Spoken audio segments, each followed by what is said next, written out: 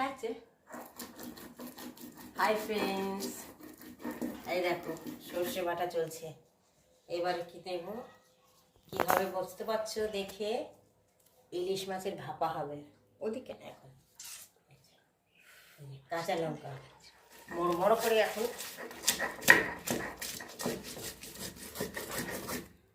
কাঁচা লঙ্কা নুন দিয়ে একটু পিষে নিলাম। নুন দিয়ে তাহলে সর্ষেটা তিতো হয় না। কাঁচা লঙ্কা সর্ষেটা পিষলে সুন্দর একটা গন্ধ হয়।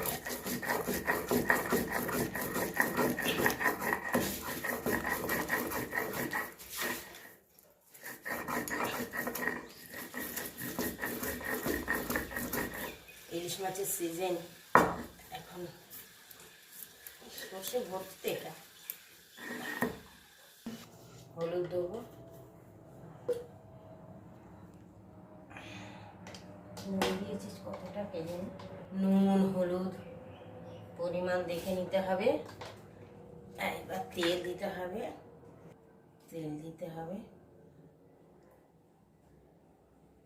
কাঁচা তেলের গন্ধটাই সুন্দর, বেশি দিতে হবে না, সর্ষের গন্ধটাই সুন্দর।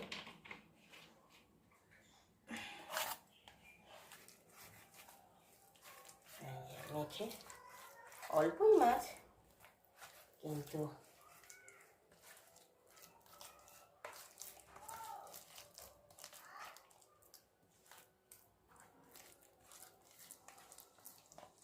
দেখতেই সুন্দর লাগছে। ইলিশ মাছের ভাপা গাইস, আজকে দিয়ে এটা দিয়েই খাওয়া হবে। দুপুরে লাঞ্চ এটা দিয়ে চলবে।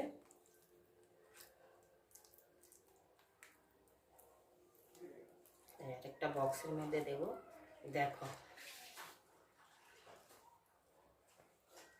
ঠিক আছে। সামনে কেটে দাও। দেখো গাইস হয়ে গেছে, সব ভরে দিলাম বক্সে, দিয়ে ঢাকাটা আটকে নিলাম। নিচটা মোচো ভালো করে, ইস নোংরাটা দিয়ে সুন্দর করে এই ভাতের মধ্যে বসিয়ে দেবো। দিয়ে ভাতগুলো এর উপরে তুলে দিলাম, একটুখানি ঢাকা থাকবে।